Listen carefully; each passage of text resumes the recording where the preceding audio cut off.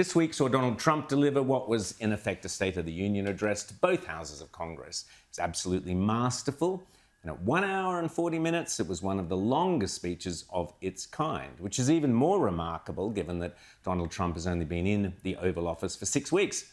Yet in that time, as he himself acknowledged, his administration has achieved more than most presidents achieve in 1 or even 2 terms.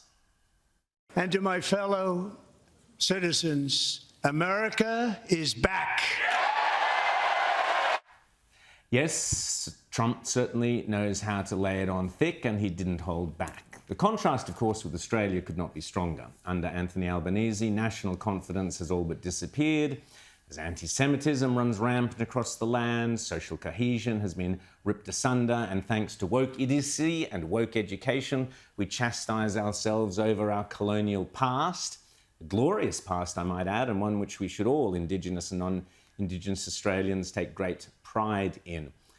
But back to Trump's speech. There were objections from the Democrats, including persistent interjections from Congressman Al Green, forcing Speaker Mike Johnson to interject and then to expel him from the chamber. Finding that members continue to engage in willful and concerted disruption of proper decorum, the chair now directs the Sergeant-at-Arms to restore order. Remove this gentleman from the chamber.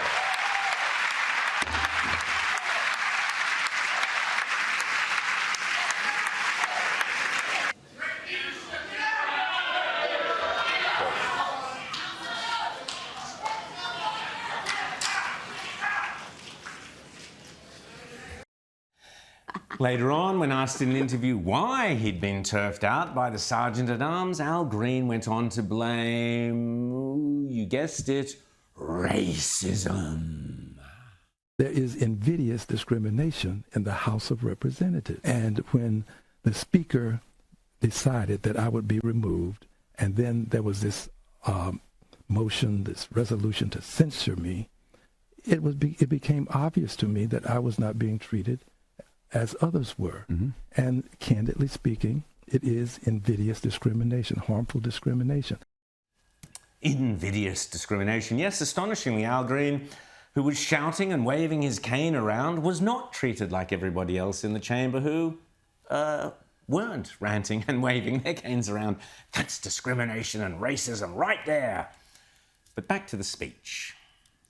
I have signed nearly 100 executive orders and taken more than 400 executive actions, a record to restore common sense, safety, optimism, and wealth all across our wonderful land.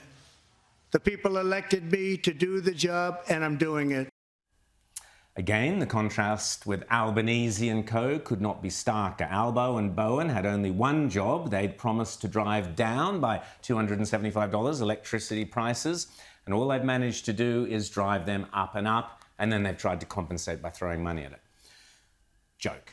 Trump, on the other hand, won office promising to close the southern border, and now only 6 weeks into his term in office. As a result, illegal border crossings last month were by far the lowest ever recorded, ever. During his speech, Trump blamed Biden and the Democrats several times for the mess he had inherited and has been voted in to fix up. In comparison, under Joe Biden, the worst president in American history, there were hundreds of thousands of illegal crossings a month, and virtually all of them, including murderers, drug dealers, gang members, and people from mental institutions and insane asylums, were released into our country. Who would want to do that? Who indeed? Mad, crazy left-wingers, of course. Which, of course, only made the already miserable Democrats there even more miserable. So Trump stuck the boot in. And once again, I look at the Democrats in front of me, and I realize there is absolutely nothing I can say to make them happy or to make them stand or smile or applaud. Nothing I can do. Trump went on to say that he could cure the world's most devastating disease, and still the Dems would simply sit on their hands and refused to clap, which is exactly what happened. And these people sitting right here will not clap, will not stand, and certainly will not cheer for these astronomical achievements. They won't do it, no matter what. Trump, of course, had several amazing individuals attend the speech, told their stories of heroism or suffering or both, and then standing up to be honoured, as is now de rigueur in all State of the Union speeches from both sides of politics, and has been since Ronald Reagan first started the custom back in the 80s. Yet, still, even with all of that, the Democrats sat mute, and the public noticed. You couldn't pay me to be a liberal again. You couldn't do it. After watching that speech, I am convinced that Democrats hate America. The way that they didn't stand for Laken Riley's mother, the way that they didn't stand for that little boy who has brain cancer, the way that they didn't stand for that young man who got accepted into West Point. Are you with me on this? The way that they hate America. Yes, it's dawning on sensible, common sense people throughout the United States that the left hate our way of life. The Democrats sat there holding up their silly little auctioneer's paddles that said things like false and Musk steals, and steadfastly refused to applaud or even smile at anything for 1 hour and 40 minutes. That in itself has now become a political story because, of course, it highlights the parlous state of the modern left in America and, by extension, throughout the West and here. Yes, the modern left quite literally stand for nothing. And I have stopped all government censorship and brought back free speech in America. It's back. There was much, much more within Donald Trump's speech, some great moments of humour, of national pride, individual achievements, as we mentioned before. Still, the Democrats sat on their hands and refused to applaud, even as Donald Trump taunted them more. So Democrats sitting before me, for just this one night, why not join us in celebrating so many incredible wins for America? For the good of our nation, let's work together and let's truly make America great again. We would be here all day if I took you through Donald Trump's achievements and the achievements of his administration, which are just extraordinary. Any one of which would be a political earthquake if attempted by our timid conservative politicians. I terminated the ridiculous Green New Scam. I withdrew from the unfair Paris Climate Accord, which was costing us trillions of dollars. I withdrew from the corrupt World Health Organization, and I also withdrew from the anti-American UN Human Rights Council. We ended all of Biden's environmental restrictions that were making our country far less safe and totally unaffordable. And importantly, we ended the last administration's insane electric vehicle mandate, saving our auto workers and companies from economic destruction.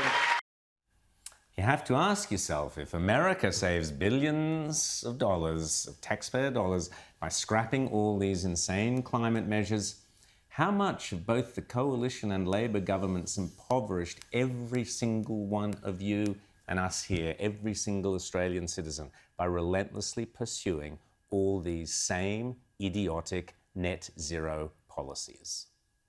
To unshackle our economy, I have directed that for every one new regulation, 10 old regulations must be eliminated. Indeed, and here it is even worse. We have red tape, we have green tape, and now we have black tape where the woggle rainbow serpent gets to determine if you can concrete a weir or whatever on your own farm. But Trump was only just warming up, and suffice to say he carried on listing his achievements, many of them in the so-called culture wars that our politicians are so terrified to touch. And we have ended weaponized government where, as an example, a sitting president is allowed to viciously prosecute his political opponent, like me. How did that work out? We've ended the tyranny of so-called diversity, equity, and inclusion policies all across the entire federal government and indeed the private sector and our military. And our country will be woke no longer. We have removed the poison of critical race theory from our public schools, and I signed an order making it the official policy of the United States government that there are only two genders, male and female. I also signed an executive order to ban men from playing in women's sports. Trump also pointed out that he had renamed Mount McKinley, Mount McKinley. Imagine if we had a leader brave enough to say, and I've renamed Uluru Ayers Rock. And you can climb it too. And what is the lesson out of all this? This is how you defeat the modern left. For decades now, the modern left have marched through our institutions, corrupted our youth, shredded and stomped all over our values and our traditions, and done it all by terrorizing people who question them with censorship, cancel culture, and the sneering, pious, fake morality of the woke left, where they have turned common sense on its head. So much so that so many people, particularly the young, have ended up confused and anxious, terrified. The world is going to end. Cyclones are going to destroy us. Bushfires because of farting cows and plastic straws. Desperate to adhere to the fake values and creeds of the modern communists, because that's what they are. Trump listed all the insane, wasteful programs that Elon Musk and Doge are dismantling, including the millions going on obscure and weird LGBT WhatsApp projects around the world, and even on transgender mice. Yes. You defeat the left by laughing at them, you defeat the left by exposing their inanity at every level, and you defeat the left by denigrating and then defunding them. Not by pandering to them. Since that speech, Trump has gone on to remove federal funding of $400 million from Columbia University because of the disgusting anti-Semitism, the disgusting Jew hatred that university permitted on their campuses all during last year, terrorizing their own Jewish students. I believe a coalition government should do exactly the same to Sydney Uni, to Melbourne, and to all the Australian campuses that were just as bad. But ultimately, what we were left with is a president, the leader of the free world, that finally has a great sense of humour. $45 million for diversity, equity, and inclusion scholarships in Burma.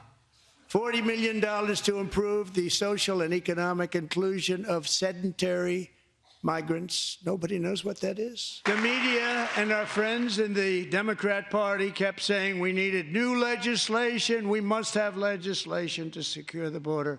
But it turned out that all we really needed was a new president. And that's what we need here in Australia, folks. A new Prime Minister, determined to dismantle the left in all its hideous manifestations. And we need it urgently.